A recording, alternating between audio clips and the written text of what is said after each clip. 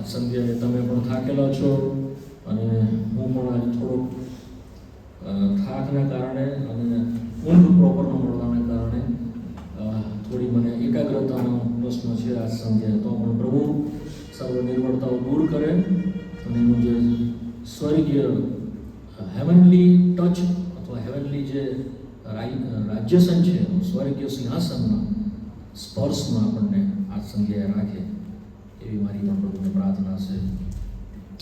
જે પ્રમાણે આપણે જોતા આવ્યા છે અને મેં ગૌતે તમને કહ્યું હતું કે આપણી હાથ એની મેજની ઉપર જ્યારે છે આપણને એમાં ભાગ આપ્યો છે તે બતાવે છે કે આપણને જે સ્વર્ગીય માના તૈયાર કર્યા છે તેની અંદર આપણો ભાગ બતાવે છે. The first part. અને સેકન્ડ પાર્ટ જે છે પણ જેનો હાથ મારી સાથે મેજ પર છે તે મને પરસ્વાધીન કરનાર છે. જે રિસ્પોન્સિબિલિટી હતી તે ચૂક કરવામાં આવી અથવા તો જે રિસ્પોન્ડ કરવાનો હતો જેઓનો હાથ મેજ ઉપર હતો તે આપણે જોઈએ છીએ યહૂદાના સંદર્ભની અંદર તે ચૂકી ગયો. જે સેકન્ડ પાર્ટ છે આજે એ ઓબ્ઝર્વેશનની ઉપર આપણે જોવાના છે. અવલોકન ગુજરાતીમાં કહેવાય છે, ધ્યાન મનન કહેવામાં આવે છે. ઓબ્ઝર્વેશન એટલે પારખ કે પરીક્ષા, તેની ઉપર આજ સાંજે આપણે જોઈશું. શરૂઆતના આગળના જે મેસેજો હતા તે એનો જો આપણો ભાગ છે તેની ઉપર આપણે જોઈ ગયા. મેજની ઉપર તમારો હાથ છે એટલે શું કે જે વાના તૈયાર કરવામાં આવેલા છે તેમાં આપણો આશીષ છે તે રીતે આપણે જોઈ ગયા. નાઉ ટુડે હવે જે આજે જે છે આપણો જે ભાગ તો છે પણ હાઉ વી રિએક્ટ, આપણે કેવી રીતે રિસ્પોન્ડ કરીએ છીએ, આપણે કેવી રીતે વર્તીએ છીએ તેની ઉપર છે. આપણે યહૂદાના સંદર્ભમાં જોઈ ગયા કે તેણે પરસ્વાધીન કર્યું હતું અને તે પણ ગયો વખતે મેં તમને કહ્યું હતું કે તે કૃપાથી વંચિત થઈ ગયો. તેણે મેજમાં જ ભાગ લીધા પછી પણ તેની સામે લાત ઉગામી. પ્રભુ બહુ ભારે શબ્દ કીધા, જેનો હાથ મારી સાથે મેજની ઉપર છે તેણે મારી સામે લાત ઉગામી છે. ગીતશાસ્ત્ર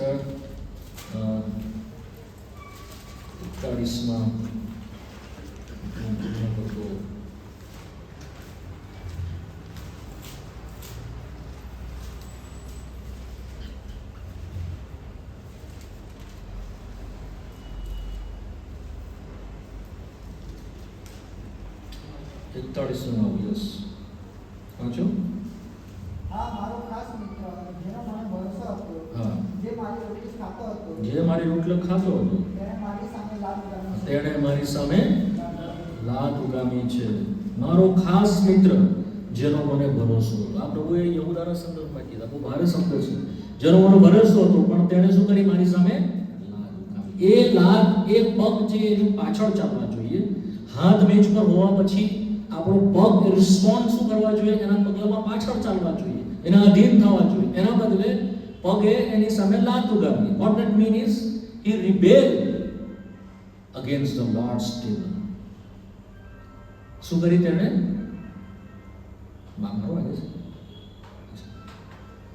તેણે મેજની સામે લાત ઉગામી. એનો અર્થ શું થાય છે? તેણે બળવો કર્યો. કોની સામે? મેજની સામે. મેં ગયો વખતે કીધું this is the first person. આ પહેલી વ્યક્તિ હતી કે જેણે મેજની સામે લાત ઉગામી હોય, જેણે મેજની સામે થયો, જેણે મેજને નહીં સમજ્યું, મેજ પર હાથ હોવા છતાં પણ મેજની સામે તેણે બળવો કર્યો. This is the first person. માટે વાંચીએ છીએ કે તે પતિત થઈને પોતાને ઠેકાણે ગયો. પરંતુ આપણે એના માટે પ્રભુની પ્રાર્થના સાંભળતા નથી. આપણે પિતરના માટે પ્રાર્થના સાંભળીએ છીએ. ઓફકોર્સ એને પણ નકાર કર્યો, પણ એના માટે એવું લખવામાં ન આવ્યું કે તેણે એની સામે લાત ઉગામી. એ પણ પડી ગયો. પણ કેટલી ભયંકર સ્થિતિ આપણે જોઈએ યહૂદાના માટે કે તેના સંબંધમાં ભયંકર શબ્દ લખવામાં આવ્યા. એ વખતે મેં તમને બધું ડિસ્ક્રાઇબ કર્યું છે, સ્ટડી કરાયું છે, ફરી રિપીટ નહીં કરું.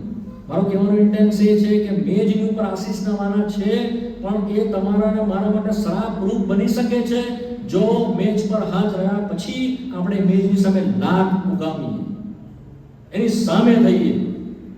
જેણે આપણા પર ભરોસો મૂક્યો, જેણે આપણને પોતાનો મિત્ર કહ્યો, એ મિત્રને ચુંબન કરીને વેચી જો આપણે દઈએ તો આપણા માટે દયાની આશા આપણે રાખવી ખોટી છે.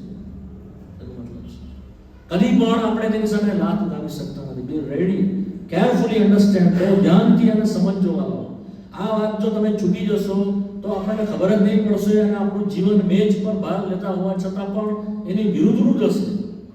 એને આપણે પ્રેમ રાખવાના બદલે આપણે તેનો દ્વેષ કરીશું અને આશીષની જગ્યાએ આપણી ઉપર શ્રાપ, ભારે કોપ દેવનો આપણે આવશે.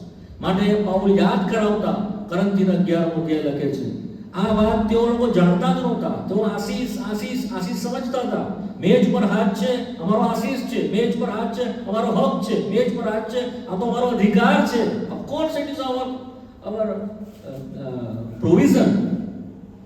એમાં કોઈ બે મત નથી. But you must have to responsible for that lords table. આપણે ઇમેજને જવાબદાર પણ એટલા છે. શું જવાબદાર પણ એટલા છે. તમે એકઠા થાવ છો ત્યારે તમે શાના માટે એકઠા થાવ છો? એમ કરીને 11મા અધ્યાયની તમે શરૂઆત કરી, જે આપણે 17મી કલમમાં વાંચી ગયા. 1 Corinthians chapter 11 verse 17. 11મો અધ્યાય 17મી કલમ. પરંતુ આટલું કહીને હું તમારો વખાણ કરતો નથી, કેમ કે તમે સુધારાને સારું નહીં પણ બગાડને સારું એકઠા થાવ છો. 20મી કલમ કહે છે, પણ એથી જ્યારે તમે એકઠા થાવ છો ત્યારે પ્રભુનું ભોજન કરવું એ અશક્ય થઈ પડે છે. જો બગાડને સારું નહીં એકઠા. શાના માટે? નોટ ફોર એડિફિકેશન, ના વૃદ્ધિના માટે નહીં, પણ નુકસાનના માટે. કારણ કે તેઓ અભિમાની બન્યા. તેઓ અમુક લોકોને તુચકારવા માંડ્યા. તેઓ અલગ રીતે પોતે ખાઈ લેતા અને બીજાને ભૂખા રહેવા દેતા. આજે પણ આ થાય છે. સમ પીપલ, કેટલાક લોકો દેવના ઘરની અંદર મેજની ઉપરના માના અને પોતાનો હક સમજીને બીજાઓને તુચકારે છે, ઘમંડી કે અભિમાની બને છે અને બીજાને સ્વીકારતા નથી. આ દેવની મેજ બચાવતી નથી. માટે પાઉલે બહુ ગંભીરતાપૂર્વક તેઓને લખ્યું અને એ પ્રમાણે પછી આજે આપણે જોઈશું. પણ ઇમ્પોર્ટન્ટ જે છે તેની પર તમારું ધ્યાન દો. 34મી કલમ. જો કોઈ ભૂખ્યો હોય તો તે પોતાને ઘેર ખાય, રખેને તમારું એકઠા મળવાનું સજા પાત્ર થાય. શું કે છે? તમારું એકઠા મળવાનું. જેમ જેમ એ દિવસ પાસે આવે તેમ તેમ તમે એકઠા મળવાનું પડતું ન મૂકો. એ પ્રમાણે આપણે ઈબ્રુઓના પત્રના 10મા અધ્યાય 25મી કલમમાં વાંચીએ છીએ. પણ અહીંયા કહે છે તમારું એકઠા મળવું સજા પાત્ર થઈ જશે. દેવનું વચન કહે છે તમારી મેજ તમારા માટે પાસરૂપ થઈ જશે. That same Lord's table ડિસ્ટ્રક્શનનું કારણ થઈ જશે. તમને વેર વિખેર કરી નાખશે. એ આગ છે. જો તમે અયોગ્ય રીતે એમાં હાથ નાખશો તમને બાળીને ભસ્મ કરશે. If you are not consider, એનું જો મૂલ્ય તમે નહીં સમજો, એની જો પવિત્રતા નહીં સમજો, જો એની ગંભીરતા નહીં સમજો અને એમને એમ જો આપણો એના ઉપર આપણો હાથ રહેશે મેજની ઉપર, તો સજા પાત્ર તમે થશો. એ પ્રમાણે સમજ પડી વાત? એનું ઉદાહરણથી મેં શરૂઆત કરી. યહૂદા પતિત થઈને પોતાને ઠેકાણે ગયો. કાંગ 12માનો એક હતો. શું મેં તમ બારેને પસંદ નહોતા કર્યા? યોહાનની સુવાર્તાના 6 અધ્યાયમાં બારેને પસંદ નહોતા કર્યા. હા, એ બારેને પસંદ કર્યા, પણ તમારો મારો એક તો શૈતાન છે. એ પ્રમાણે પ્રભુ હતો. મેં જ લીધા પછી તે બહાર નીકળ્યો અને તેનામાં શૈતાન બેઠો. એવું નહીં માનીએ કે લોર્ડ્સ ટેબલની પાસે આપણે રહીએ છીએ, મંડળીની આપણે રહીએ છીએ, શૈતાન આપણો પછવાડો નથી કરતો, પીછો નથી કરતો. Of course he is waiting ક્યાં સુધી તમે બહાર આવો. કેવી રીતે બહાર આવો? ફોલ થઈને. કેવી રીતે? પડ્યા પછી પતિત થવાય છે. સીધા પતિત થવાતું નથી. પડતા રફતે આપણે પડીને પછી દૂર ખેંચાઈને જતા રહે છે. આપણી પ્રીતિ ખ્રિસ્ત પ્રત્યેની દ્વેષમાં બદલાઈ જાય છે. તેણે મારી પ્રીતિના બદલામાં મને દ્વેષ કર્યો. ગીતશાસ્ત્ર 109 તેની 3 ને 4 કલમ પ્રમાણે. તો આ ભારે ગંભીર ચેતવણી છે. અહીંયા જે શરૂઆત કરી છે ત્યાર પછી 23મી કલમથી તેણે સમજાવવાની શરૂઆત કરી. તો આજે આપણે જોઈશું પ્રોસેસ અથવા તો ઓબ્ઝર્વેશન, એનું અવલોકન જે છે મેજનું, તે આપણે શું કરીએ છીએ. જ્યારે મેજની પાસે આવીએ ત્યારે 4 મુદ્દા અહીંયા લખવામાં આવ્યા છે. હું તમને સ્ટડીના રૂપે શીખવાડીશ. ડિવોશનલ રીતે નહીં, પણ સ્ટડીના રીતે હું તમને શીખવાડીશ. તમે બરાબર લખી લેજો, એનું ધ્યાનપૂર્વક એનું મનન કરજો. શું કહે છે? 23મી કલમથી લઈને 34મી કલમમાં 4 ભાગ આપવામાં આવેલા છે. પહેલો ભાગ જે છે કે પાઉલે એ પ્રમાણે કહ્યું કે પ્રભુ ઈસુ ખ્રિસ્તને જે રાતે પરસ્વાધીન કરવામાં આવ્યું, 23મી 24મી 25મી કલમમાં, તે રાત્રે તેણે રોટલી લીધી અને ફલાણું કર્યું અને કીધું. એ તો ફર્સ્ટ પાર્ટ. પ્રભુ ઈસુ ખ્રિસ્તે જે કરેલું તે એણે રિમાઇન્ડ કરાવી દીધું. That is the first. પણ સેકન્ડલી, પ્રભુ ઈસુ ખ્રિસ્તે ત્યાં નથી જે કીધું તે તેણે ઉમેરીને સમજાવ્યું. That is the second part. એ બીજો ભાગ છે. બરાબર? એ બી જોઈશું. ત્રીજો ભાગ જે છે તેણે એમાંથી ભાગ કેવી રીતે લેવો તે વિશે એણે કહ્યું. અને જો એ પ્રમાણે નથી લેતા તો ચોથા ભાગની અંદર જે પનિશમેન્ટ કે જે શિક્ષા છે તેના વિશે જાણે કહ્યું. આ 4 ભાગ છે. તો ઝડપથી જોઈ લઈએ. પહેલો ભાગ 23 અને 24મી કલમમાં આ છે કેમ કે પ્રભુ તરફથી જે મને મળ્યું તે મેં તમને પણ સોંપી દીધું. એટલે જે રાત્રે પ્રભુ ઈસુને પરિશોધન કરવામાં આવ્યું તે રાત્રે તેણે રોટલી લીધી, સ્તુતિ કરીને ભાંગી અને કહ્યું કે એ મારું શરીર છે, તમારે સારું ભાંગવામાં આવ્યું છે, મારી યાદગીરી છે, સારું એ કરો. 25મી કલમ. એ પ્રમાણે ભોજન કર્યા પછી તેણે પ્યાલો લીધો અને કહ્યું કે આ પ્યાલો રક્તમાં નવો કરાર છે, જેટલી વાર તમે એનો પીઓ છો તેટલી વાર મારી યાદગીરીને સારું કરો. શરીરની વાત કરી, પ્યાલાની વાત કરી અને ત્રીજી વાત શું કરી? આમાં મારો નવો કરાર છે. The new covenant, a cup and the bread. આપણે સગળું જોઈ ગયા છે, ફરી રિપીટ નહીં કરું. રોટલી એ જીવન વિશે બોલે છે, પ્યાલો એટલે લોહી એ પાપની ક્ષમા વિશે બોલે છે. તમારા મનમાં બરાબર બેસી જાય કે જ્યારે લોર્ડ્સ ટેબલ પાસે તમે આવો છો, આ બે વાતનું તમે સ્મરણ કરો છો. શું કરો છો? આ બે વાતનું સ્મરણ કરો છો. લોહી મારા પાપોની ખંડણીના માટે દોડાવવામાં આવ્યું છે અને રોટલી એટલે પોતાનું શરીર એટલા માટે ભાંગ્યું કે મને જીવન મળે. રોટલીમાં શું છે? જીવન છે. બરાબર ગાંઠ વાગી જાય મનમાં. જીવનને સારું રોટલી આપી, પાપોની ક્ષમાના માટે તેણે પોતાનું લોહી આપ્યું. સમજ પડી? શરીર કેમ ભાંગ્યું? આપણને જીવન મળે. લોહી કેમ રડાયું? આપણને ક્ષમા મળે. સમજ? સિમ્પલ. આ બે વાત. અને ત્યાર પછી શું કર્યું? એને ન્યૂ કવનેન્ટ કર્યું. શું કર્યું? નવો કરાર કર્યો. નવો કરાર શું છે? જૂનો કરાર આપણને બંધ કરી દીધો. નવો કરાર આપણને કૃપા તરફ બતાવે છે. નવો કરાર શું બતાવે છે? કૃપા તરફ બતાવે છે. જૂનો કરાર આપણે દેવના માટે કંઈક કરતા હતા. જૂનો કરાર શું છે? we are doing something for the God. નવો કરાર શું છે? દેવ આપણા માટે કંઈક કરે છે. આપણે જે નહોતા કરી શકતા તે દેવે કર્યું છે. આપણાથી જે થઈ શકતું નહોતું તે દેવે કર્યું છે. આ છે નવો કરાર. આપણે એ નવા કરારમાં પ્રવેશ પામીએ છીએ. પણ કરાર બંને તરફથી હોય છે. એક તરફથી દેવ કરે છે અને બીજી તરફથી આપણે કરીએ છીએ. તેણે આપણા માટે પ્રોવિઝન કરીને ઈસુ ખ્રિસ્તને મોકલ્યું. આ એના તરફનું પ્રોવિઝન છે. એના તરફનું એણે કર્યું છે. એટલે એ લખ્યું કે એણે શું કર્યું? એણે શું કર્યું? એણે શરીરને ભાંગ્યું, એણે લોહી વેવડાવ્યું. આ એણે કર્યું. કરારનો એક ભાગ છે. બીજો કરારનો આપણો ભાગ છે. આપણે શું કરીએ છીએ? કરારનો સ્વીકાર કરીએ છીએ.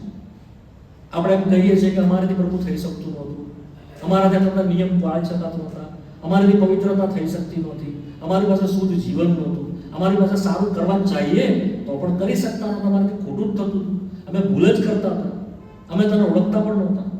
પરંતુ તે અમારા માટે જે અમારે કરવાનું હતું, તારી પાસે પહોંચવાનું, તે કર્યું. સમજ પડી? મેં આગળ પણ તમને કીધું છે, નવો જૂનો કરારમાં જે નિયમ આપવામાં આવ્યા છે, 613 આજ્ઞા આપવામાં આવી છે. શા માટે આપવામાં આવી છે? એ પૂરી કરવા માટે નથી આપવામાં આવી. ડોન્ટ બી અંડરએસ્ટિમેટ આ વાતને, અથવા તો તમે એને ઓછું નહીં આપો. આ આપણને પૂરા કરવાના માટે નિયમ નથી આપવામાં આવ્યા. કે તે થઈ શકતા નથી. નિયમ પૂરા કરી શકાતા જ નથી. નિયમ એટલા માટે આપવામાં આવ્યો કે આપણને ખબર પડે કે માણસ કેટલું પડેલું છે. નિયમ કેમ આપવામાં આવ્યો? આપણને ખબર પડે કે હાઉ ફોર્મ વી આર. દેવ કેટલો બધો ઊંચે છે ને આપણે કેટલા બધા પડી ગયેલા છે. આપણને ખબર કેવી રીતે પડશે? નિયમથી ખબર પડી. આટલા બધા નિયમ કરો તો તમે ત્યાં જાઓ. સાદી ભાષામાં સમજ પડી. કોઈ પહાડ પર ચડવું હોય ને સીડી આપણને મૂકવામાં આવે અને એટલી બધી સીડી ચડતાની આપણે હાફી છે, અડધે જ પતી છે, પહોંચીએ જ નહીં. તો એ આપણને બતાવે છે કે કેટલું ઊંચું છે, એટલા માટે સીડી આપવામાં. સમજ પડી? સીડી ચડવા માટે નથી આપવામાં આવી. આપણને ખબર પડે જો કેટલા પગલા છે, 613 ચડાશે તમારાથી, આપણે ગભરો અમારાથી નહીં ચડાય. તો એ પ્રોવિઝન હેલિકોપ્ટર મોકલી, તમે સમજી જાઓ, તમને લઈને ઉપર મૂકી જાય. આ વાત છે. સમજ પડી? નવો કરાર આ છે. એની તો એ બતાવતું હતું પ્રભુ ઈસુ ખ્રિસ્ત વિશે. ઓકે, તેણે આપણા માટે આ કર્યું. તરત પછી પાઉલ 25મી કલમમાં શું કહે છે? મારી યાદગીરીને સારું તે કરો. મેજની પાસે આવીએ છીએ ત્યારે કંઈક આપણે કરીએ છીએ તે વિશે બતાવવામાં આવ્યું.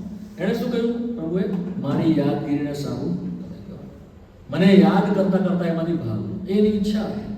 પણ તો પાઉલ શું કહે છે? એને કંઈકની સાથે સાંકળી દે છે. એ 26મી કલમમાં નોંધવામાં છે કે જેટલી વાર તમે આ રોટલી ખાઓ છો અને આ પ્યાલો પીવો છો તેટલી વાર તમે પ્રભુના આવતા સુધી તેનું હવે એ વાંચો. 26મી કલમમાં શું લખે છે? કેમ કે. શું લખ્યું છે? શું લખ્યું છે? કેમ કે.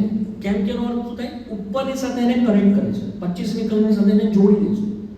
ઉપરની વાત લખી છે કેમ કે યાદગીરી વાત ઉપર આપણે જે કરી છે તે બીજું કંઈ નથી, પરંતુ શું કરીએ છીએ? આપણે તેનું મરણ પ્રગટ કરીએ પ્રોક્લેમેશન છે ઇંગ્લિશમાં. વી પ્રોક્લેમેશન હિઝ ડેથ એમ છે ઇંગ્લિશમાં. આપણે તેનું મરણને પ્રગટ કર્યું. તો પ્રભુ ઈસુ ખ્રિસ્તને યાદ કરીએ છીએ એનું એને સિમ્પ્લિફાઈ કર્યું, એને ખુલ્લું કરીને બતાવ્યું કે તમે યાદ કરો છો તો એકચ્યુઅલ કરો છો શું? જે પ્રભુ ઈસુની વાત હતી, જે પ્રભુએ કરી, પણ આ વાત પાઉલે કરી, એને સમજાવીને કે તમે જ્યારે યાદ કરો છો ત્યારે તમે એકચ્યુઅલ કરો છો શું? તમે તેનું મરણને પ્રગટ કરો છો પબ્લિકલી, સાયલેન્ટલી નહીં, ગુપ્તમાં નહીં, બહાર જાહેર રીતે. હવે મરણને પ્રગટ કરવું એ શું છે? તો જે યાદ કરીએ છીએ આપણે, એને યાદ કરતા રહીએ છીએ, તે જ વાત જ્યારે અંદર અંદર ઉતરતી જાય છે, આપણા જીવનનો અનુભવ બને છે, ત્યારે એનું જે રિઝલ્ટ નીકળે છે તે એનું મરણ આપણામાંથી પ્રગટ થાય છે. શું થાય છે? જ્યારે તમે મેચ પરથી ભાગ લો છો ત્યારે આપણે બતાવીએ છીએ જગતને, શૈતાનને, શત્રુને, દરેકને ખ્રિસ્તના મરણને મેં મારામાં સ્વીકાર્યું છે. શું કરીએ છીએ આપણે? We accept his death in me. હવે માર્મિક વાત પાઉલ કરે છે. આપણે કોઈને યાદ કર્યા કરીએ તો કોઈને યાદ કરીને જે કરીએ એનું કંઈક ઇમ્પેક્ટ થાય છે. આપણે એના પ્રત્યેના એમાં એને જેનું કામ છે એના પ્રત્યેમાં આપણે ગર્વ થતા જઈએ છીએ.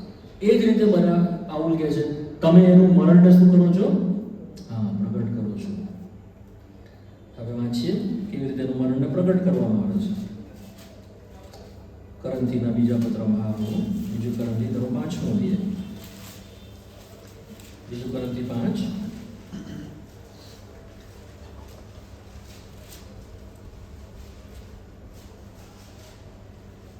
ચોથો અધ્યાય વાંચીએ. બીજું કરંથી 4 10મી કલમ વાંચો, 10 ને 11. બીજું કરંથી 4 10 ને 11.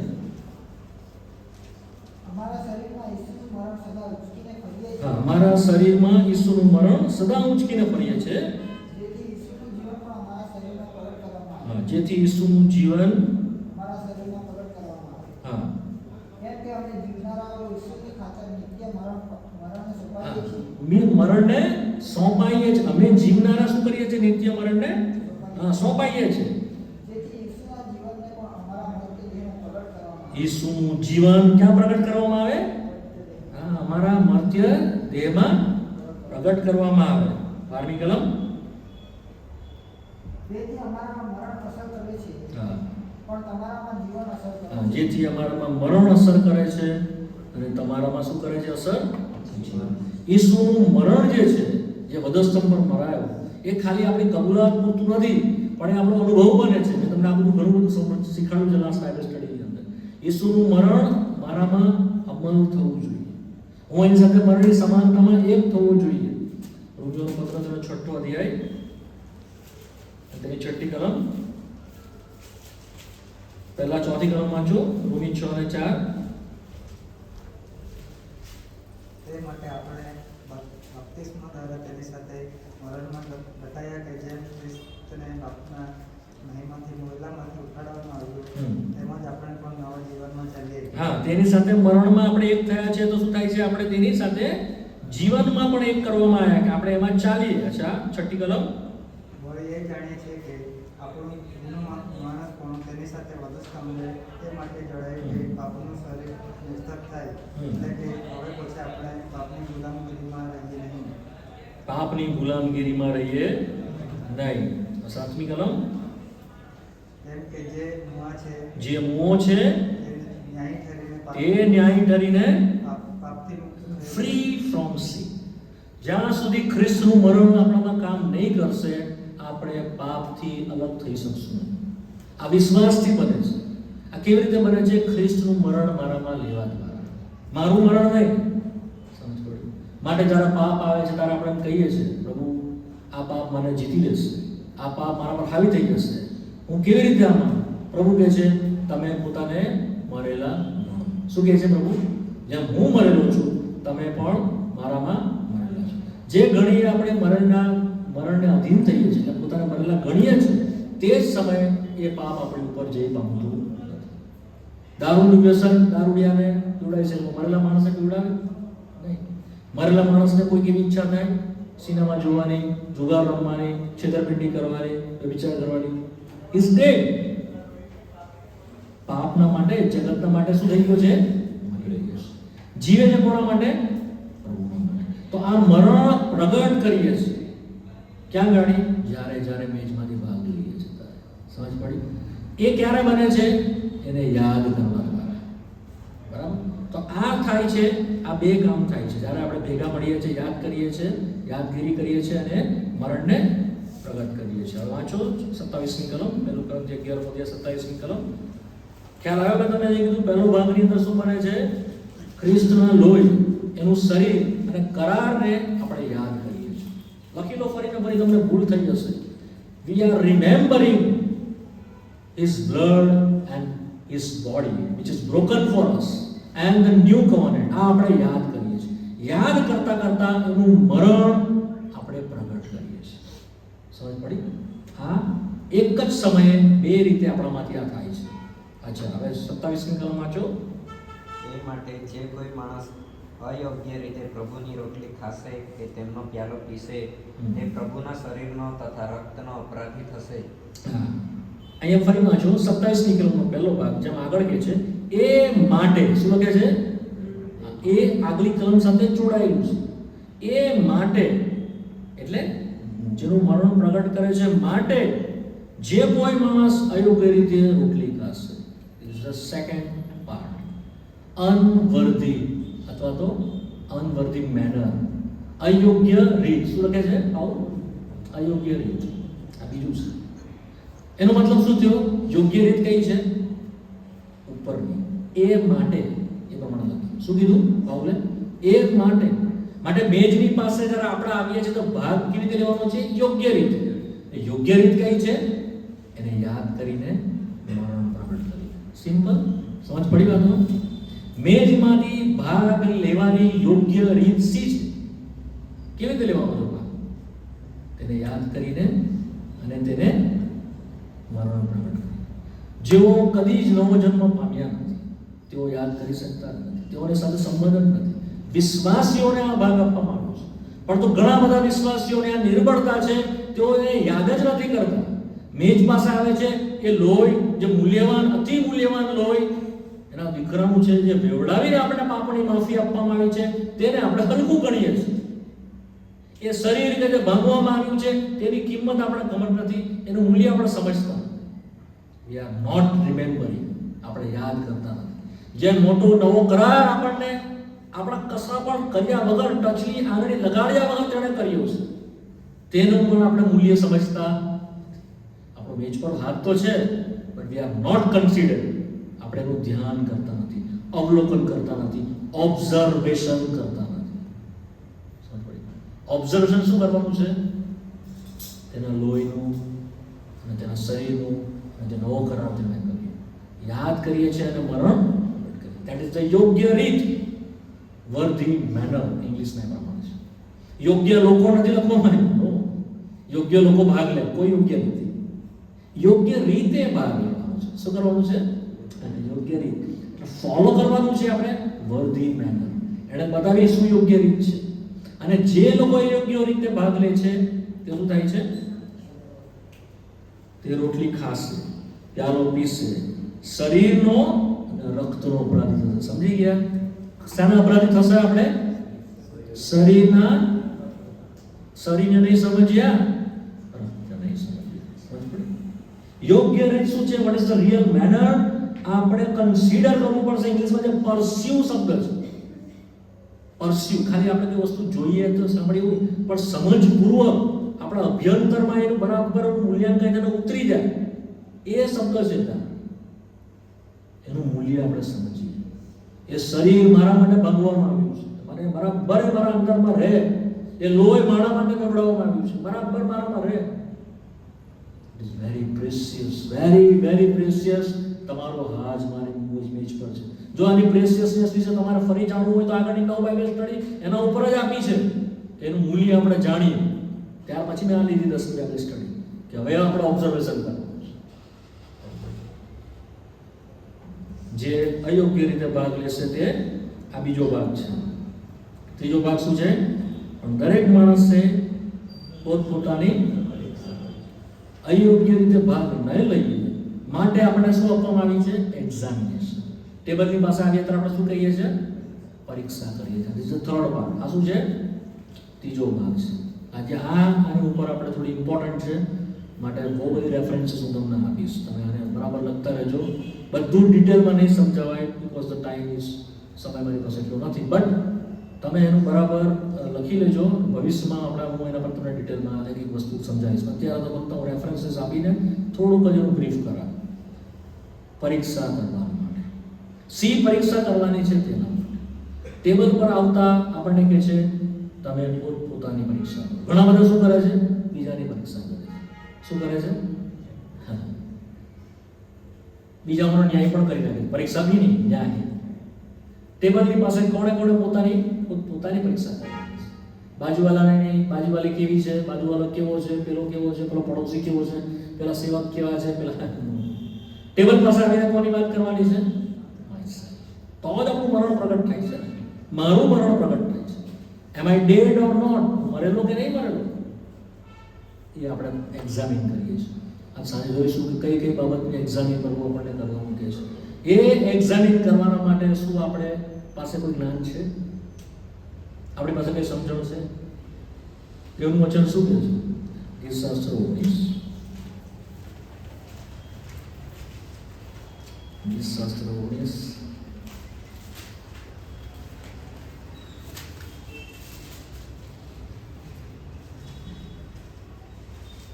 12મી કલમ 19 ને 12. પોતાની ભૂલો કોણ જાણી શકે? પોતાની ભૂલો કોણ જાણી શકે? આમાં પાપમાંથી તમે મને મુક્ત કરો. છાના પાપથી મને મુક્ત કરો. ડિસર્નિંગ સ્પિરિટ કહેવામાં આવે. શું કહેવામાં આવે છે? પરખનો આત્મા. માણસની પાસે પોતાની ભૂલ આપણે સમજાય ને એવી આપણી પાસે છે જ નહીં. વારંવાર આપણે પ્રેરક બુદ્ધિ આપણને દોષિત ઠરાવતી હોય કે આપણને કહેતી હોય તો આપણને ખબર પડે. પરંતુ પ્રેરક બુદ્ધિ જેટલી સમય આપણને કહે આપણે એને શાંત પાડી દઈએ એ શાંત થઈ જાય. ધારો કે આપણે કદી ખૂન નથી કર્યું અને ખૂન કરવા જોઈએ તો આપણને પ્રેરક બુદ્ધિ ના પાડે. આપણાથી થાય ખૂન? ના થાય. આપણે એક બે ખૂન કરી નાખ્યા પછી કઈ લાગે? માણસની પાસે પરખ પોતાની છે જ નહીં. માટે પાઉલ જે કહે છે, દાઉદ શું કહે છે? ગીતશાસ્ત્ર 139, ગીતશાસ્ત્ર 139 તે 23મી કલમ. વાંચો ઝડપથી. હે ઈશ્વર, મારી પરીક્ષા કરો અને મારું કરારો રોકો. મને પાપો અને મારા વિચારો જાણી લો. મારામાં કંઈ દુરાચાર હોય તો એ તમે જોજો અને મને સનાતન માર્ગમાં ચલાવો. મારામાં કઈ દુરાચાર હોય તો કોણ જોજો? તમે જોજો. શું કે? તું જોજે અને મને ચલાવજે. પણ પહેલા મારા વિચારો જાણી લે, મને પારખ, મારી પરીક્ષા કર, મારું અંતઃકરણ ઓળખ. આપણા હૃદયના દરેક વિચારો એ વેગળેથી જાણે છે. આપણા પગલાઓ, આપણા માર્ગોની તો દૂરથી નોંધ લે છે. આપણા હૃદયની અંદર જે કંઈ પણ છે કોઈ નહીં જાણે. આપણા પતિ નહીં જાણે, પત્ની નહીં જાણે, બાળકો નહીં જાણે, આપણો ખાસ મિત્ર એને પણ નહીં ખબર પડે. પ્રભુ આપણા હૃદયના એક બાબતને જાણે છે. એને બધી જ ખબર છે આપણને. એનાથી આપણે કંઈ સંતાડી શકતા નથી. માટે દાઉદ શું કહે છે? Not I but you. તમે પરીક્ષા કરો. You examine myself. માટે આ નિર્બળતાના માટે નવા કરારની અંદર પ્રભુએ પ્રોવિઝન આપી. તેણે પોતાનો આત્મા આપણામાં મૂક્યો. તે આપણને સર્વ સત્યમાં દોરે છે. યોહાનની સુવાર્તાના 16મા અધ્યાય 27મી કલમ કેવી રીતે કલમ છે મને કહ્યું. તે આપણને સર્વ સત્યમાં દોરે છે. તે પાપ સંબંધી આપણને જોઈએ કલમ શું કરે છે. યોહાનની સુવાર્તાના 16મો અધ્યાય 17મો અધ્યાય પહેલા 13મી કલમ વાંચો. તો પણ જે સત્યનો આત્મા તે જ્યારે આવશે ત્યારે એ તમને સર્વ સત્યમાં લઈ જશે. કેમ કે તે પોતાના તરફથી બોલશે નહીં, પણ જે કાંઈ તે સાંભળશે તે જ તે બોલશે અને જે થનાર છે તે તમને કહી બતાવશે. 8મી અને 9મી કલમ વાંચો. જ્યારે તે આવશે ત્યારે તે પાપ વિશે, ન્યાયપાન વિશે તથા ન્યાય ચૂકવવા વિશે જગતને ખાતરી પણ પાપ વિશે કેમ કે તેઓ તારા પર વિશ્વાસ કરતા નથી. અને ન્યાયપણા વિશે કેમ કે હું પિતાની પાસે જાઉં છું અને તમે હવેથી મને જોશો નહીં. ન્યાય ચૂકવવા વિશે બસ બસ તે પાપ વિશે, ન્યાયપણા વિશે અને ન્યાય ચૂકવવા વિશે તમને ખાતરી કરી આપશે. પવિત્ર આત્મા સિવાય કોઈ પણ આપણને પાપ સંબંધી ખાતરી કરાવી શકે. ઘણીવાર ઘણા બધા શુદ્ધ રીતે પણ પ્રભુના ચરણોમાં આવે છે. તેઓ પોતાને દોષિત જોતા નથી, તેઓમાં પોતાનો કંઈ ખટાઈ કે ખરાબી લાગતી નથી, તો પણ દેવનો આત્મા સર્ચ કરે છે, અંદર સર્ચ કરે છે અને તરત આપણું ધ્યાન તેની તરફ લઈ જાય છે. આપણી સ્પીચને ડિસ્ટર્બ કરે છે, દેવના વચનને આપણને યાદ કરાવે છે અને દેવના વચન દ્વારા તે આપણને માર્ક કરે છે. Here here here you fall. અહીંયા તો પડી ગયો, અહીંયા તો પ્રથમ પ્રેમનો ત્યાગ કર્યો, ત્યાં ગાડી ખૂણામાં ત્યાં પ્રમાણે કર્યું, પેલા ભાઈના ઘરે તું ગયો હતો તારે તેની નિંદા ટીકા કરી, ત્યાં ગાડી તારથી ભૂલમાં જૂઠું બોલાઈ ગયું. આ તે કરેલું ને છતાં બી તે પોતાનું માન ઊંચું કરવા માટે તે પોતાના નામ પર લઈ લીધું. આ ભાઈનું તે છેતરપિંડીથી પડાવી લીધું, પેલા બહેનને તે આ પ્રમાણે નુકસાન કર્યું. આપણને યાદ કરાવે છે. કોણ કરાવે છે? દેવનો આત્મા. વચન મોકલીને આપણને મુલાકાત લે છે અને આપણી પરખ કરે છે. આપણા ફોલ્ટ, આપણા પ્રોબ્લેમ અને આપણા સર્વ ડિફાઇલમેન્ટ, આપણી સર્વ ગંદકીઓ તે આપણી સામે લાવે છે. કેમ લાવે છે? આપણે શરમમાં પડવા માટે નહીં, પણ આપણે સમાધાન કરીએ, પ્રભુ પાસે માફી માંગીએ, ઠીકઠાક કરીએ, સીધું કરીએ માટે તે આપણને વારંવાર આપણને પીચ કર્યા કરે. જ્યાં સુધી તમે નહીં કરો તમને છોડશે જ નહીં, બેચેન બનાવશે, તમને પવિત્ર આત્મા છોડશે નહીં. તમને જગતમાં મજા કરવા દે, નહીં પ્રભુમાં મજા કરવા દે.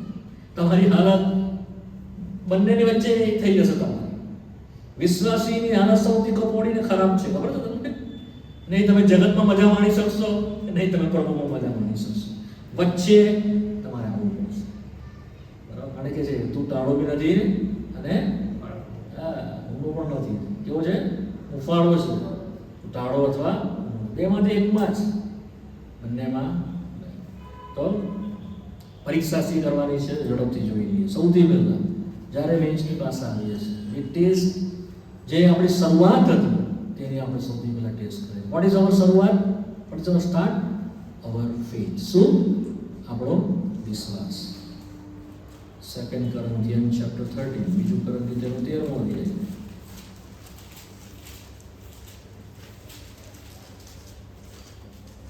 પાંચમી કલમ ઝડપથી વાંચો. તમે લખતા જજો, નહીં કે હું કોઈ ડિટેલમાં નહીં આપું, ખાલી થોડી હિન્ટ આપીશ તમને. બીજું કરંથી 13:5 ઝડપથી વાંચો. તમારામાં વિશ્વાસ છે કે નહીં તેની પરીક્ષા તમે પોતે કરો. તમારામાં વિશ્વાસ છે કે નહીં તેની પરીક્ષા તમે પોતે કરો. તમારી પોતાની પરીક્ષા કરો. વળી જો તમને નાપસંદ કરવામાં આવ્યા નહીં હોય તો ઈસુ ખ્રિસ્ત તમારામાં છે, એટલું શું તમે પોતે નથી જાણતા? પાઉલ કહે છે અહીંયા તમારા વિશ્વાસની પરીક્ષા કરો. જો વિશ્વાસ તમારો બરાબર નથી તો પ્રભુ પણ તમારામાં નથી, એવું એનું કહેવું છે. જો ઈસુ તમારામાં છે કે નહીં તો શું તમે પોતે નથી જાણતા? વિશ્વાસ તમારામાં લેક થતો જશે, પ્રભુ પણ તમારામાંથી લેક થતો જશે. એ પ્રમાણે કહે છે. જ્યારે આપણે મેજની પાસે આવીએ છીએ ત્યારે સૌથી પહેલા આપણે પોતાની વિશ્વાસની પારખ કરીએ છીએ. હિબ્રુના પત્રના 11 અધ્યાયમાં વાંચીએ છીએ, વિશ્વાસ વગર દેવને પ્રસન્ન કરવું એ બનતું. હિબ્રુ 11:6 વાંચો ઝડપથી. હિબ્રુ 11:6 અને ચેક કરીએ. પણ વિશ્વાસ વગર ઈશ્વરને પ્રસન્ન કરવું એ બનતું નથી. કેમ કે ઈશ્વરની પાસે જે કોઈ આવે તેને તે છે અને જેઓ ખંતથી તેઓને શોધે છે તેઓને તે ફળ આપે. તે છે એવો આપણે વિશ્વાસ કરવો છે. કેવો? તે છે. શું છે? તે મારું સર્વસ્વ છે, તે મારું તારણ છે, તે મારું જીવન છે, તે મારું અજવાળું છે, તે મારી રોટલી છે. તે છે. That is the faith. તે મારું બધું જ પૂરું પાડશે, તે મારી જરૂરિયાત પૂરી પાડશે, તે મને બચાવશે, તે મને છોડાવશે, તે મને ઈચ્છેલ મંદિરે પહોંચાડશે, તે મારું શું કારણ કે એ બધાના માટે તમારા માટે આવેલું પ્રોવિઝન છે અને તમે એની પર વિશ્વાસ મૂકો છો. જો વિશ્વાસ જ આપણો નથી તો આપણે શરૂઆત જ ફેલ થઈ. દેવે એને જે માટે ઠરાવ્યો છે, ચાહે તારનાર સમજો, ચાહે પ્રભુ સમજો, ચાહે મધ્યસ્થ સમજો, વોટ એવર, એના માટે તમારે શું મૂકવો પડે છે? એના ઉપર વિશ્વાસ. શું મૂકવો પડે છે? વિશ્વાસથી એ તમારું થાય છે.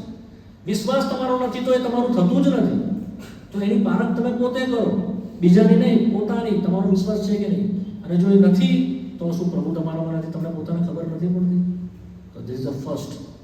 બરાબર. અને કસોટી પણ વિશ્વાસની થાય છે. જો પિત્તર પણ આપણે યાદ કરાવે છે. પિત્તર, પહેલું પિત્તર 1:7.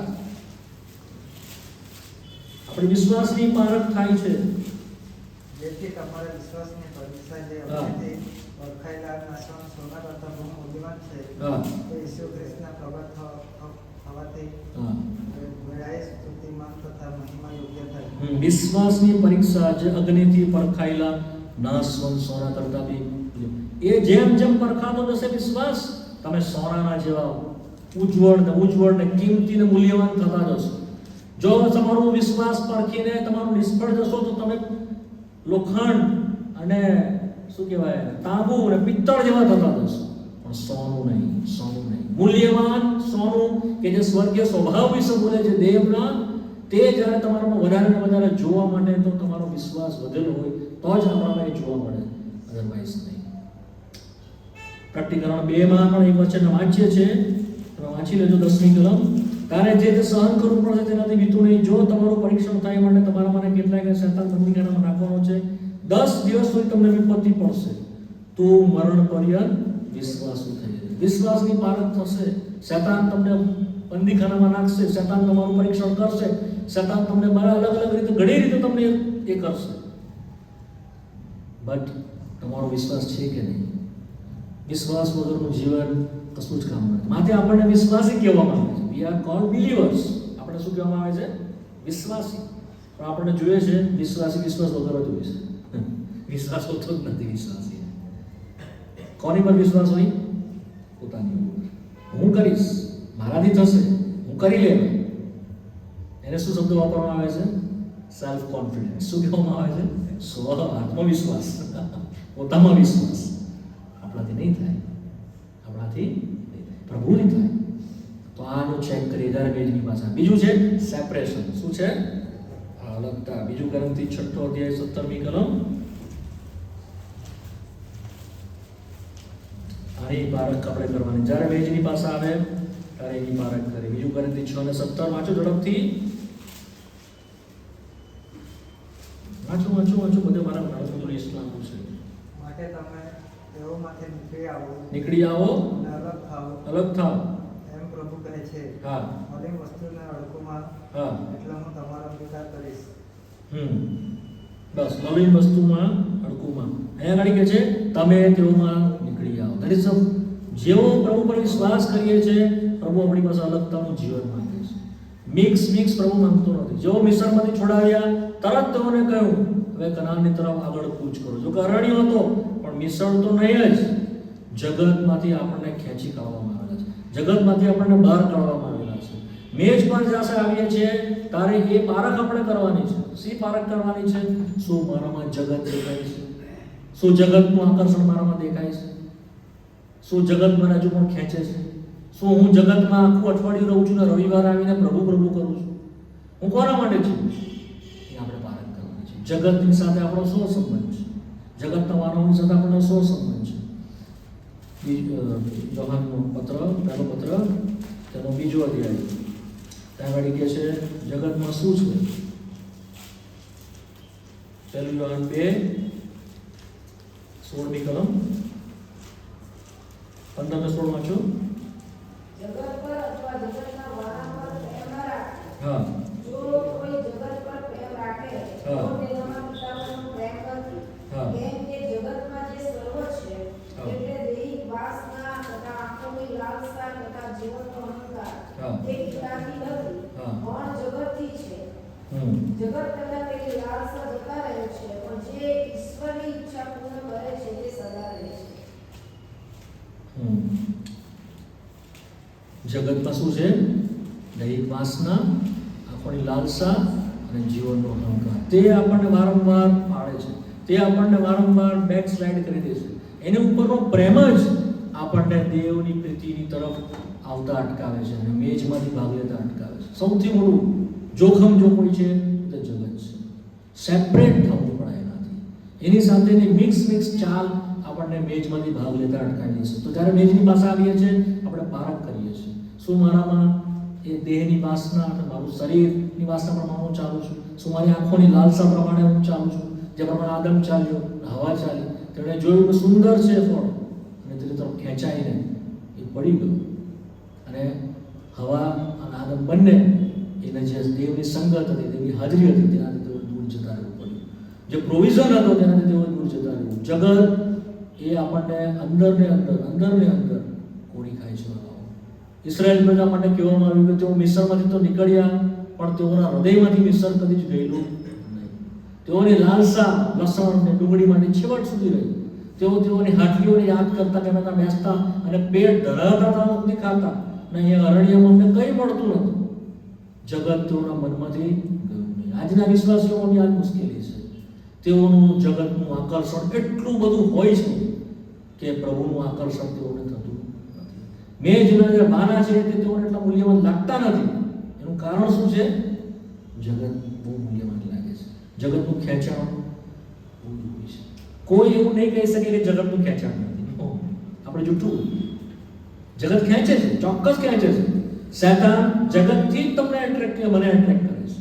જગતની અંદરની જે મોજ મજા, એની ખાણીપીણી, એની રીતિ રિવાજ, એની જે એન્જોય કરવાનું જે બધું બનાવ્યું છે, મૂક્યું છે, એ આપણને ખેંચે છે પોતાની તરફ. બરાબર? પહેલું કોરિન્થી 7 વાંચીએ છીએ 31મી કલમ. પહેલું કોરિન્થી 7 અને 31. જ્યારે આપણે આવીએ છીએ મેજની પાસે, આપણે આની પારખ કરવી પડે છે. વાંચી જાઓ ઝડપથી. અને આ જગતનો વહેવાર કરનાર તેઓ જગતના વ્યવહારમાં તલ્લીન થઈ ગયેલા જેવા ન થાય, કેમ કે આ જગતનો દોડ દમાક જતો રહે છે. જગતનો દોડ દમાક જતો રહે છે. આપણે વાંચી ગયા યોહાનના પત્રની અંદર, બીજા અધ્યાયની અંદર, જગત અને તેના વાના જતા રહે છે, પણ જે દેવની ઈચ્છા પૂરી કરે છે તે સર્વકાળ રહે છે. આ ખાલી ટેમ્પરરી છે, પણ એ ઇટર્નલ છે. તો પણ આ ઇટર્નલ વાળો આપણને ખેંચતા નથી, કારણ કે એની ઉપર આપણું ધ્યાન જતું નથી. ગયા વખતે મેં કહ્યું કે ભાણાને જો જોયા કરશો અને ભાણાની ઉપર તમારી દ્રષ્ટિ રહેશે, તો જ જગતની તરફથી તમારી દ્રષ્ટિ ખસશે. ગલાતીનો પત્ર 6 અધ્યાય અને તેની 14મી કલમ વાંચો. પણ આપણા પ્રભુ ઈસુ ખ્રિસ્તના વધસ્તંભ સિવાય હું બીજા કશામાં અભિમાન કરું એવું ન થવું. તેથી કરીને મારા સંબંધી જગત વધસ્તંભે જોડાયેલું છે, અને જગત સંબંધી હું. જગત મારા સંબંધે વધસ્તંભ પર જોડાયેલું છે, અને હું જગત સંબંધી. આજે પણ આપણે મીટિંગ્સમાં આવવા માટે કેમ બધાની ઈચ્છા થતી નથી? શા માટે મીટિંગની અંદર આપણને આવવાનું વધારે ગમતું નથી? સિમ્પલ રીઝન, આપણું મન અથવા આપણું આકર્ષણ જે છે તે કઈ બીજી વસ્તુ કરે છે. આપણને કોઈ બીજી વસ્તુ તરફ ખેંચે છે. માટે દેવની વાત, દેવના લોકોની સંગત, દેવનું વચન જે આપવામાં આવે છે તે આપણે ગમતું નથી, અથવા આપણે એને પસંદ કરતા નથી. એનું ખેંચાણ આપણા માટે રોજ ઓછું થતું જાય છે. It is a sign. એ બતાવે છે કે મેજ પર હાથ હોવા છતાં આપણા પગલાં એના પગલાંને વળગી રહેતા નથી. આપણા પગલાં એના માર્ગમાંથી ખસી જાય છે. આપણો માર્ગ તેના માર્ગની વિરુદ્ધ થાય છે. સહાય કરે આ વાતોને સમજવા માટે પહેલું કોરિન્થી તેનો 5મો અધ્યાય તેની 8મી કલમ. આ ત્રીજું છે. પહેલું કોરિન્થી તેનો 5મો અધ્યાય અને 8મી કલમ વાંચો. એ કારણથી આપણે તે પૂર્વ જૂના અમેજને નહીં, એટલે પાપ તથા દુષ્ટતાના અમેજથી નહીં, પણ નિખાલસપણાની તથા સત્યની દેખ અમેજ રૂપલેથી પાડીએ. Pure heart. શું છે અહીંયા ગાડી? પ્યોર હાર્ટ, શુદ્ધ હૃદયથી. શું મારું હૃદય શુદ્ધ છે? ત્યારે આપણે મેજની પાસે આવીએ છીએ ત્યારે કે પાપ અને દુષ્ટતા એ આપણામાં ભરાયેલું છે. જો પાપ અને દુષ્ટતા આપણીમાં હોય, ભલા મેજ પરથી આપણે ભાગ લઈ શકતા નથી. માટે આપણે પારખ કરીએ છીએ આખું અઠવાડિયું દરમિયાન કે મારું જીવન પાપ અને દુષ્ટતાના સાથે હતું કે જે અનલિવન બ્રેડ. શું કે છે? મેં લાસ્ટ ટાઈમ તમને સમજાવ્યું છે. What is unleaven bread? Unleaven bread એટલે શું છે? બે ખમીરવાળી રોટલી. શું છે? ઈસુ ખ્રિસ્તનું નવું જીવન. શું છે? ઈસુ ખ્રિસ્તનું નવું જીવન. તે આપણામાં દેખાવું જોઈએ. જો ઈસુ ખ્રિસ્તનું નવું જીવન કે જે મરણની ઉપર જયવાન થયેલું છે, પુનરુત્થાન પામેલું જીવન છે, જે ગુલામીની અંદર રહેતું નથી પણ જે જયવાન રહે છે, એ જીવન મારામાં શું દેખાયું સોમવારથી શનિવાર સુધી? શું એ જીવન મારામાં દેખાયું કે હું મરીને સ્વાધીન થઈ ગયો? એ અનલિવન બ્રેડ મારામાં દેખાય નહીં. અનલિવન બ્રેડ આપણે નથી, ફરીને ફરી કહું છું. એ કોણ છે? ખ્રિસ્તનું જીવન છે. એ આપણે જીવી શકતા નહીં, માટે પવિત્ર આત્મા આપણને આપવામાં આવ્યો કે એનું જીવન આપણામાં અમલ કરે. શું કરે? આપણામાં ચલાવે. પવિત્ર આત્મા શા માટે આપણને આપવામાં આવ્યો છે? ઈસુ ખ્રિસ્તનું નવું જીવન જે પુનરુત્થાન પામેલું છે એ આપણામાં જીવાડે. માટે ઈસુ ખ્રિસ્ત જે કરી શકતો હતો તે આપણે કરી શકીએ. સિમ્પલ. બાપની ઈચ્છા કોણ પૂરી કરી? ખ્રિસ્ત. આપણે કરી શકતા નથી, માટે એનું જીવન આપણને આપ્યું છે કે તે બાપની ઈચ્છાને પૂરી કરે. પ્રાર્થના કરવાની આપણી ઈચ્છા થતી જ નથી. જો આપણને પ્રાર્થના કરવાની ઈચ્છા થાય તો માની લઈએ કે આપણી ઈચ્છા નથી થઈ રહી, એ પુત્રની ઈચ્છા છે કે જે માહે છે, ખ્રિસ્ત કે જે માહે છે, એના આત્મા આપણામાં એ અમલ કરાવે છે, એની ઈચ્છા આપણને આપીને. સમજાય છે? બાઇબલ વાંચવાની ઈચ્છા થતી નથી, પાપને માટે ધૂણા થતી નથી. પાપને કેવળ ખ્રિસ્ત ધિક્કારી શકે, આપણે નહીં. આપણે તો પોતે જ પાપી છે, આપણે પાપને ધિક્કારી શકતા નથી. કોણ ધિક્કારે છે પાપને? ખ્રિસ્ત ધિક્કારે છે. તો ખ્રિસ્તનું જીવન ખ્રિસ્ત જ જીવે. ખ્રિસ્તી જીવન કોણ જીવી શકે? ખ્રિસ્ત, આપણે નહીં. માટે તે આપણામાંથી જીવે છે. અનલિવન બ્રેડ, 2 ખમીર રોટલી એટલે ઈસુ ખ્રિસ્તનું જીવન. સમજ પડી? તો આ ત્રીજું હતું. તો ઘણું છે પણ મારાથી પૂરું તો નહીં થાય. I will try. એમાં વાંચો હજુ આગળ. પહેલું કરંથી 10મો અધ્યાય 21મી કલમ.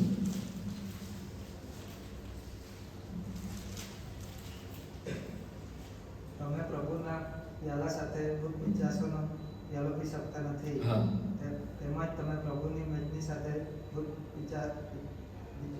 ઈસાચોનો મેજના ભાગીદાર થઈ શકતા નથી. ડિફાઇલમેન્ટ. શું કહે છે અહીંયા ગાડી? ડિફાઇલમેન્ટ. આપણે બે વાતને ભેગી કરી શકતા નથી. શું પારક કરીએ તારે એ કરીએ છીએ.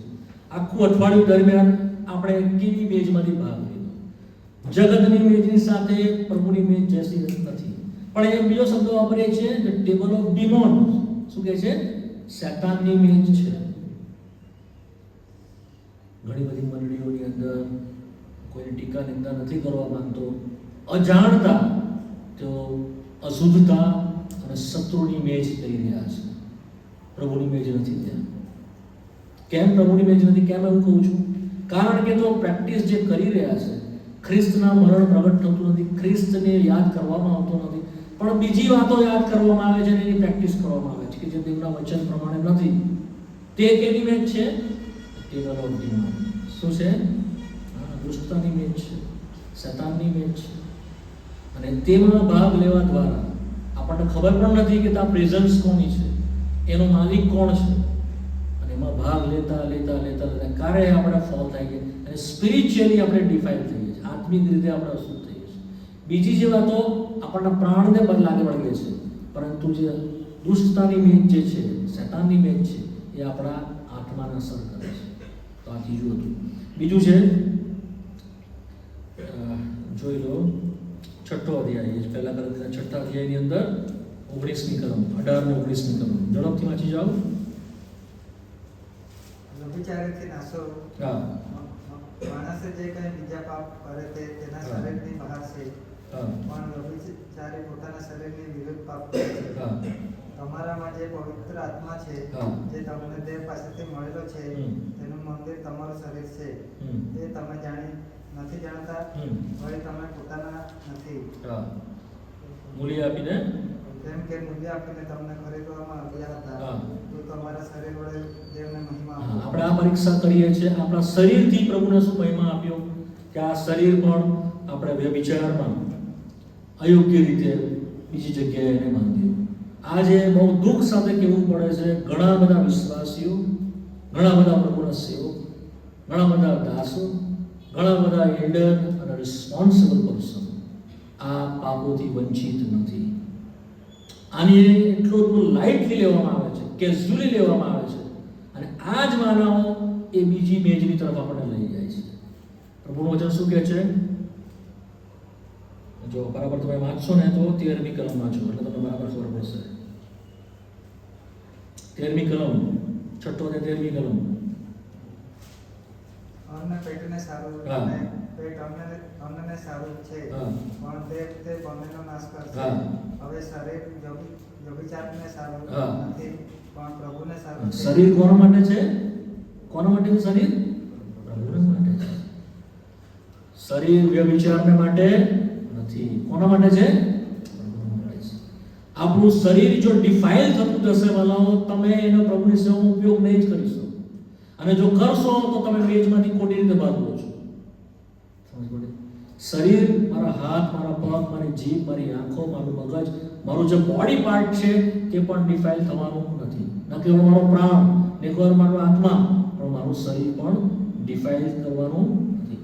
દેવનું પવિત્ર આત્માનું મંદિર છે. કેમ કે શરીર જે કોઈ બી પાપ કરે છે, વ્યભિચારના પાપ સિવાયના, તે શરીરની બહાર છે, પણ આ તો શરીરની વિરુદ્ધ જ પાપ કરે છે. માટે આજે આપણા શરીરો પ્રભુના માટે વાપરવાના માટે યોગ્ય બી રહેતા નથી. એટલા બધા રોગોનું ઘર બની જાય છે આપણા શરીર. એટલી બધી અશક્ત થઈ જાય છે આપણું શરીર કે આપણે પ્રભુના વપરાવાના માટે આપણો ઉપયોગ પણ થઈ શકતો નથી. માટે વારંવાર પ્રભુના માણસો કહે છે કે આત્મા તો તત્પર છે, શરીર નિર્બળ થઈ ગયું. શરીર ધીમે ધીમે ખલાસ થઈ જાય છે. આગળની શિક્ષામાં હું તમારી સાથે શેર કરીશ. પ્રભુની જે શિક્ષા સૌથી પહેલા આવે છે તો શરીર પર આવે છે. અયોગ્ય રીતે જો તમે ભાગ લયા કરશો તો તમારા મારા ઘણા એક માંદા છે, ઘણા એક રોગી છે, ઘણા એક ઊંઘે છે. શરીરમાં રોગ આવશે, માંદા પડશું અને ધીમે ધીમે ધીમે સૂઈ જઈશું. ઊંઘે છે એટલે શારીરિક મૃત્યુ. Be careful. જ્યારે મેચમાંથી ભાગ લેવા માટે આવીએ છીએ, યાદ રાખીએ, શરીર આપણે ડિફાઇલ થવા દેવાનું નથી. આપણે ધ્યાન રાખવાનું છે. આની પણ આપણે શું કરવાની છે? પરીક્ષા કરવાની છે. હવે થોડું ઓછું કરીને 1-2 પોઈન્ટ કાઢી નાખીએ. 1 યોહાન 2:6. 1 યોહાન 2:6. મારો સમય પૂરો થઈ ગયો છે તો હું ઝડપથી જોઈ લઉં. હું તેનામાં રહું છું. હા. હું તેનામાં રહું છું. હા. એમ જે કહે છે, હા. તેને જેમ તે ચાલ્યો તેમ જ ચાલવું જોઈએ. જેમ તે ચાલ્યો તેમ જ શું કરવું પડે? ચાલવું જોઈએ. વોકિંગ શું બતાવે છે? Spiritual walking. શું બતાવે છે? આપણી આત્મિક ચાલ. શું પ્રભુના માટે ચાલ્યો? પ્રભુના માર્ગમાં ચાલ્યો કે હું પોતાના માર્ગમાં ચાલ્યો? મેં મારી પોતાની ઈચ્છા કરી. ત્યારે મેજની પાસે આવે છે ત્યારે આપણે કન્સિડર કરીએ છીએ. જો આપણે પ્રભુના માટે ચાલતા નથી વાલો, એફએસસીનો પત્ર 5મો અધ્યાય, એફએસસી 4થો અધ્યાય, પહેલી કલમ, એફએસસી 4:1. બહુ બધી ચાલ છે પણ બધા તો મારાથી કહેવાશે નહીં. 1-2 તમને કહી દઉં. એફએસસી 4:1. માટે હું પ્રભુને સારું નોંધીવાન તમને વિનંતી કરું છું કે હા. તમને તેડવામાં આવ્યા છે હા. તે તેડાને યોગ્ય થઈને ચાલો. તમને જે તેડાના માટે બોલાવવામાં આવ્યા એ તેડાને યોગ્ય થઈને ચાલો. આપણું જે તેડું છે તે કેવું છે? સ્વર્ગીય તેડું છે, ઉચ્ચ તેડું છે અને પવિત્ર તેડું છે. હાઈ કોલિંગ, હેવનલી કોલિંગ અને હોલી કોલિંગ.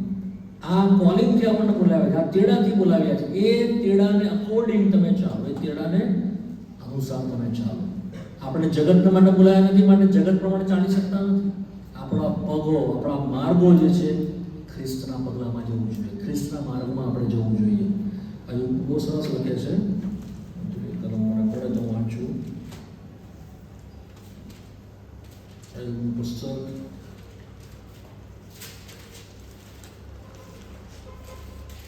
ત્રેવીસમો અધ્યાય 10 ને 11મી કલમ. પરંતુ મારી ચાલ ચલગત તે જાણે છે.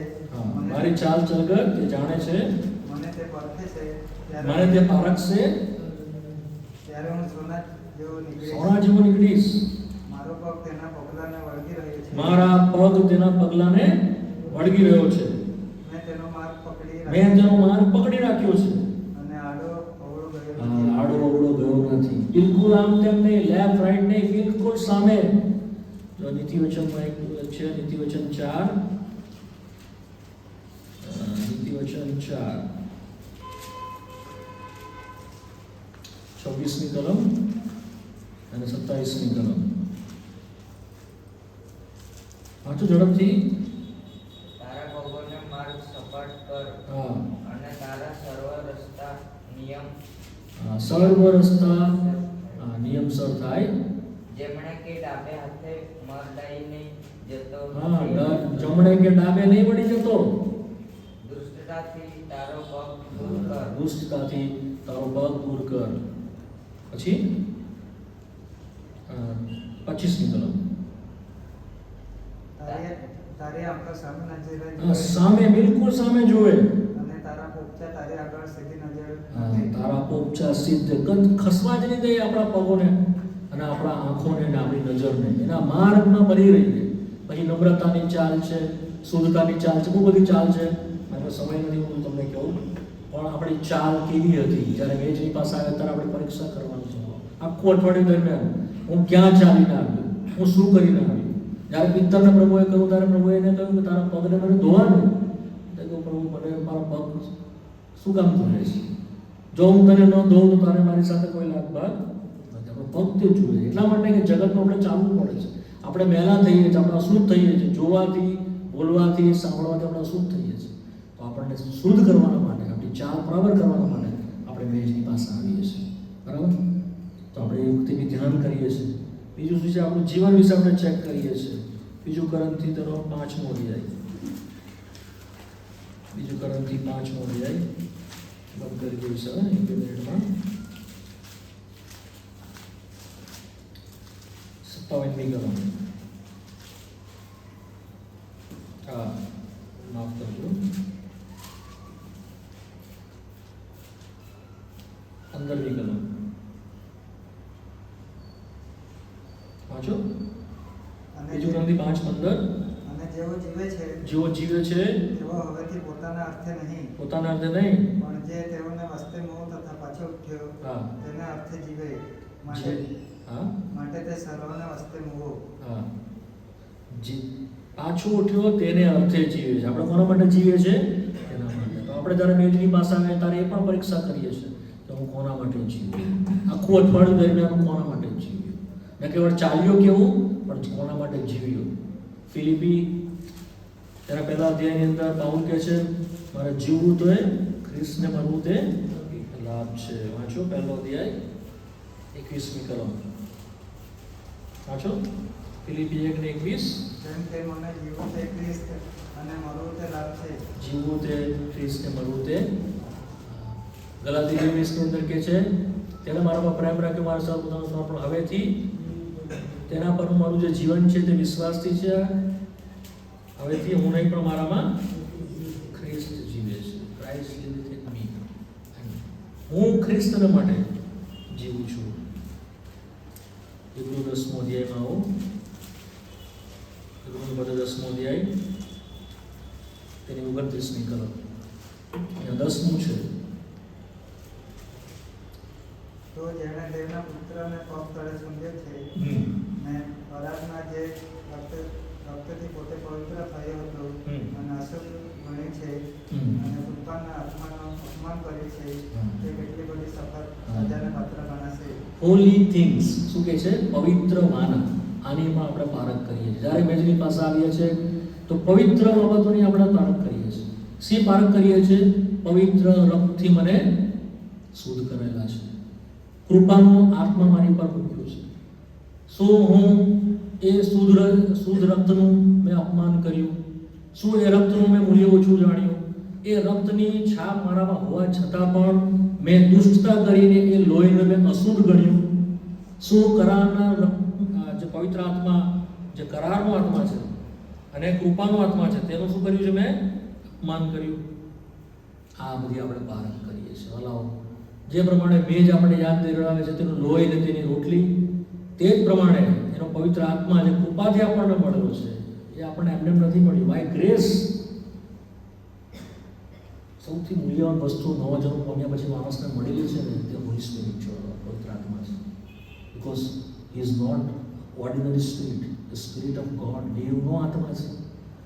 કદી આપણે વિચાર કર્યો દેવનો આત્મા માણસને મળે? દેવનો આત્મા મળે માણસને? આપણે કદી કન્સિડર નથી કર્યું. આજે કદી સમજતા જ નથી. પવિત્ર આત્મા એનું નામ જ પવિત્ર છે. જે દેવનો આત્મા છે શું એ માણસને મળે? માણસમાં રહે? એ શક્ય છે? કૃપાનો આત્મા સનાતનનો છે તેનો તમે અશુદ્ધ કર્યો છે એમ ભગવાન વચન કહે છે. તે આપણી અંદર કેટલો બધો દુઃખી થતો હશે ત્યારે પાપની સાથે રમત રમતા હોઈએ. તે કેટલો બધો ખીન થતો હશે કે ત્યારે પાપને આપણે એમ જ ટેકિંગ ફોર ગ્રાન્ટેડ એમ કહેવાય ને, એમ લઈ લઈએ, એ તો ચાલે, એ તો બધું ચાલે. આપણને ખબર બી પડતી નથી, આપણે એવી જગ્યાએ બેઠા હોઈએ છીએ અને આપણે એટલી મજાથી પાપ કરીએ છીએ અને આપણે એટલું બધું એન્જોય એમાં કરી નાખતા હોઈએ છીએ. પછી ત્યાંથી બહાર નીકળ્યા પછી આપણે જેવું આપણે રિયલાઇઝ થાય છે ત્યારે દેવનો આત્મા આપણને ખીન થવા માંડે છે અને આપણને અંદર ડિસ્ટર્બ કરી નાખે છે. તારે આપણને ખબર પડે, પણ એ સમયે આપણને ભાન પણ પડતું નથી કે કેવી ભક્તિ બાબતને લઈને હું કાં બેઠો છું.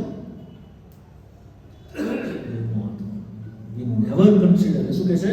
કૃપાના આત્માનું અપમાન કરીએ છીએ તો સજાને પાત્ર થઈશું. વાલા, if we are not consider. એક વખત પ્રકાશિત થયા, લાસ્ટ ટાઈમ મેં કલમ વંચાયેલી તમને 1:6 અને તેની 4th કલમ.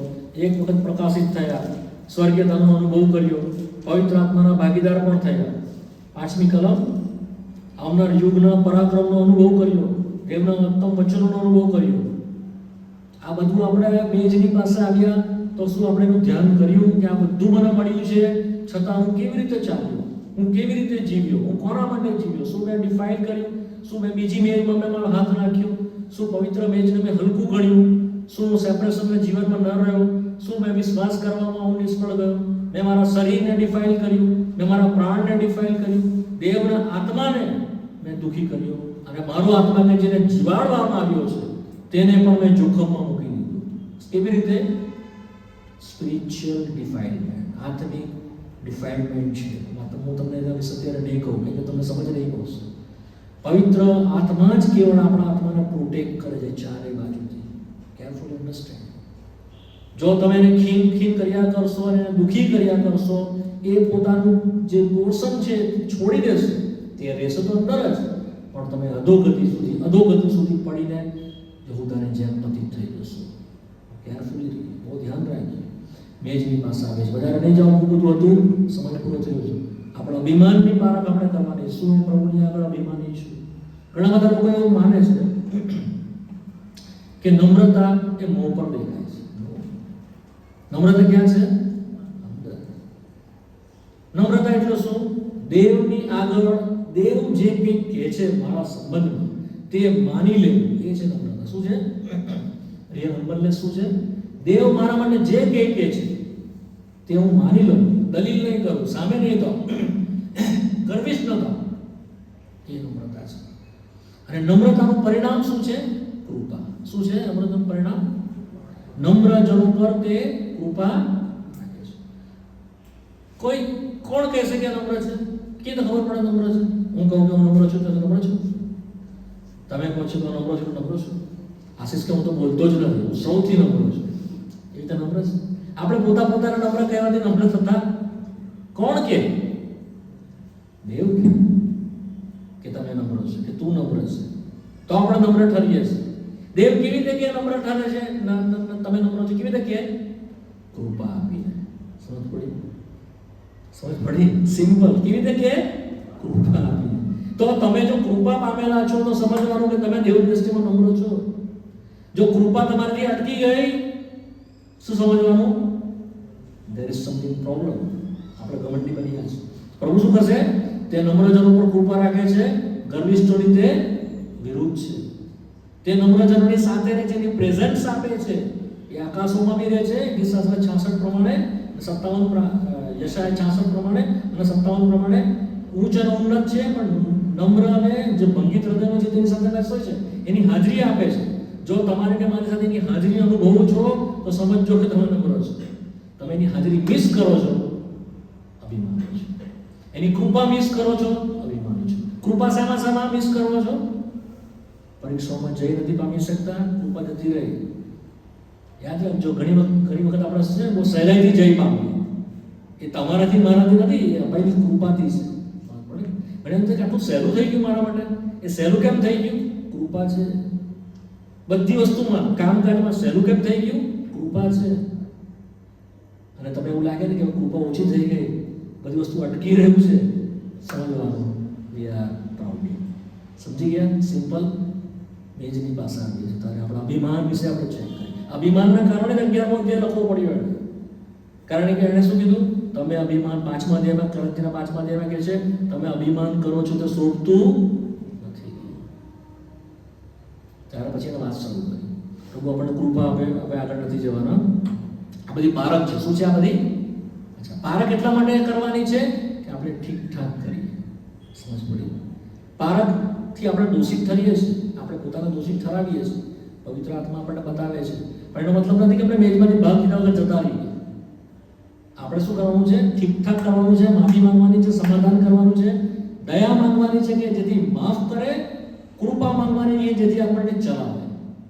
દયા માંગવાની છે કે આપણને માફ કરી દે, અને કૃપા માંગવાની છે કે મને ફરિયાદ જે નથી થઈ શક્યું તો તું કરાવ. અને ઠીકઠાક કરીને મેજમાંથી પસ્તાવો કરીને ભાગ લેવાનો છે.